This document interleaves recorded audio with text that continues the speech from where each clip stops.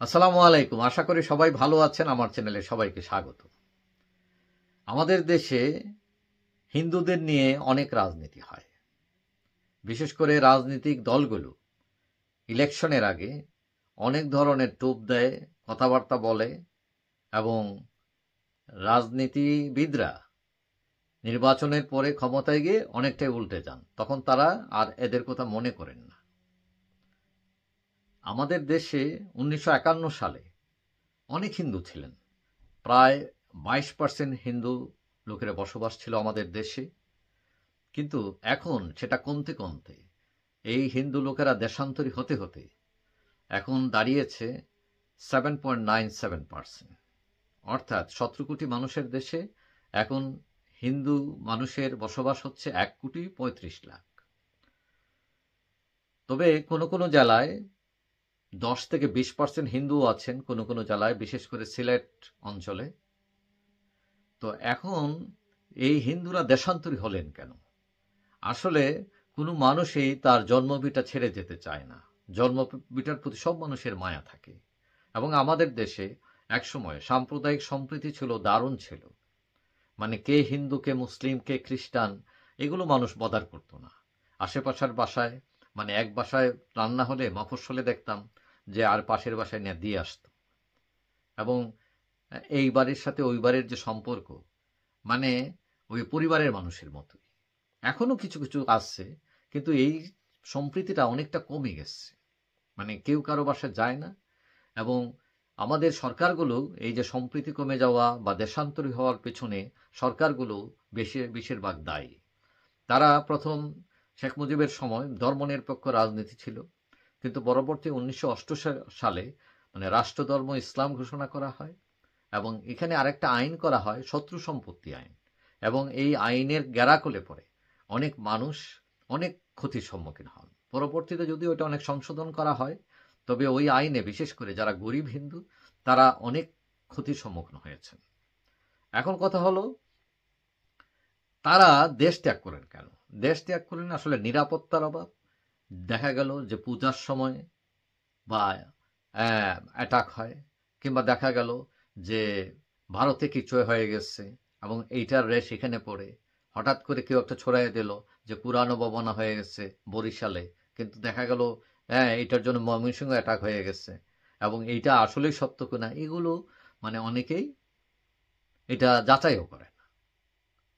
এবং কিছু মানুষ আছে সুবিধাবাদী, এরা এদের কোনো দল বা ধর্ম নেই, এরা মনে করে দুর্বলের পর আক্রমণ করে তার লাভবান হয়। এবং সত্যি বলতে কি, আমাদের দেশের সকল দলের মধ্যে অনেক লোক আছে যারা এই হিন্দুদের আইল ঠেলে বাড়ি দখল করতে চায়।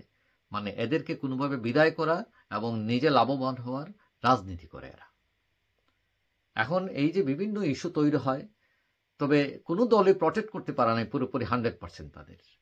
তবে আওয়ামী লীগ মনে করে যে হিন্দুদের তাদের ভোট ব্যাংক, যে হিন্দু মানে হচ্ছে তাদের দল। আবার বিএনপি বা এরকম ডানপন্থী যেসব দল আছে, এরা মনে করে যে এরা তো আওয়ামী লীগের, সো এদেরকে আমাদের এত প্রোটেকশন দেওয়ার কি আছে, এরকম মনোভাব অনেকের মধ্যে আছে। কিন্তু সামনাসামনি সবাই কিন্তু ওই সম্প্রীতির কথা বলে, ন্যায় বিচারের কথা বলে, কিন্তু দেখা যায় সবাই এটা বলার পরও ভয়ভীতি কাজ করে, যার ফলে অনেক লোক দেশান্তরী হয়ে যান আমাদের দেশ থেকে। এবং ২০১৮ সালের হিসাবে দেখা যায় একমাত্র ভারতে ৪০ লাখ বাংলাদেশি আছেন এখানে। এটা ছাড়া ইউরোপ, মধ্যপ্রাচ্য, আমেরিকা বিভিন্ন জায়গায় মানুষ দেশান্তরিত হন। এবং জানা যায় যে ৫০ বছরে ৭৫ লাখ হিন্দু দেশান্তরিত হয়েছেন পুরা। এখন কথা হচ্ছে, এদের নিয়ে অনেক রাজনীতি হয়।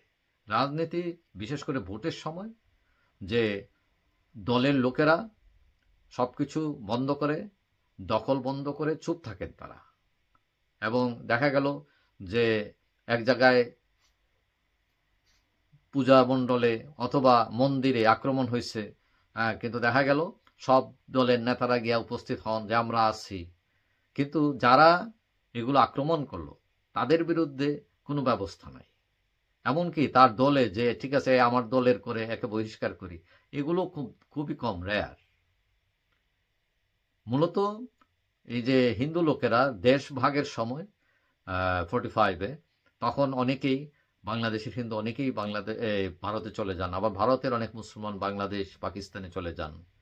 এখন যেটা হচ্ছে যে আমাদের দলগুলো বিশেষ করে বিএনপি আওয়ামী লীগ এরা ওই হিন্দুদেরকে একটা ওই কিস্তিমাতের একটা গুটি হিসাবে কাজ করে এবং তাদেরকে একটা সান্ত্বনা দেয় যে প্রতিবার ক্ষমতায় আসলে একজন দুইজন মন্ত্রীও রাখে হিন্দু, মানে এটা হলো সান্ত্বনা পুরস্কারের মতো। এখন এটা আওয়ামী লীগরা মনে করে এটা তাদের সম্পত্তির মতো হিন্দু ভোট, ঠিক আছে। আর বিএনপি মনে করে এরা আমাদের না, এদেরকে মানে কোনো রকম ওই তাদেরকে পিঠে হাতে রাইখা দাও, মানে তাদেরও তো সামান্য কিছু ভোট পায় কিন্তু বেশিরভাগ ভোট তো হিন্দু ভোট আওয়ামী লীগে যায়, এটা তারা জানে।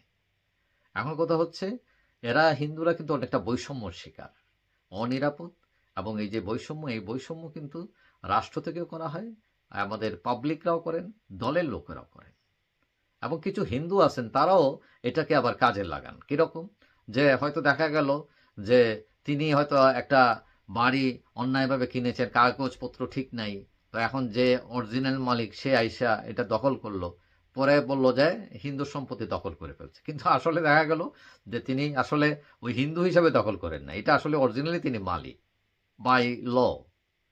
তো এরকম যেমন আমরা এই যে কত আন্দোলন হলো, তো আন্দোলনে আমরা দেখলাম বৈষম্য বিরোধী আন্দোলনে কিছু বাড়িতে হিন্দু বাড়িতে অ্যাটাক হয়েছে।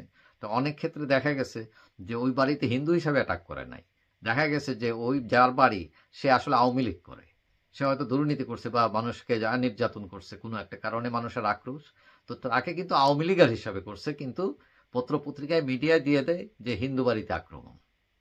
তো এইরকম বিভিন্ন ধরনের মানে অপপ্রচারও হয়, অনেকে যেরকম রাজনীতিবিদরা সুযোগ নেয়, কিছু হিন্দু তারাও সুযোগ নেয়। এখন কথা হচ্ছে যে আমাদের দেশের যে সংস্কৃতি, যে হিন্দু মুসলিম খ্রিস্টান বৌদ্ধ সবাই মিলে যে একটা মানে ঐতিহ্য, আমাদের সাম্প্রদায়িক সম্প্রীতির যে ঐতিহ্য, এইটা টিকিয়ে রাখা এটা সকল দলের দায়িত্ব। কারণ মানুষের প্রেম, এবং আমি ব্যক্তিগতভাবে একটা ভিডিও দেখছিলাম যে দেশ বিভাগের উপর, যে বাংলাদেশ এবং এই যে ভারত এবং বিশেষ করে দুই বাংলা, এবং আমার চোখে পানি এসে গেছে, কারণ এগুলো হচ্ছে রাজনৈতিক বিভাজন। কারণ দুই বাংলার মানুষ এরাও বাঙালি এরাও বাঙালি, ঠিক আছে। এখন এই দুই বাংলার মানুষের মধ্যে আত্মীয়তা আছে। বাংলাদেশে এখনো দেখবেন আপনি যেসব সীমান্ত এলাকা, জকিগঞ্জ, ঠিক আছে, এই যে আপনার নর্থ বেঙ্গল, দেখবেন যে বিয়ে শাদীও হয়, ওই পারের লোকদের সাথে দেখবে আত্মীয়তা আছে।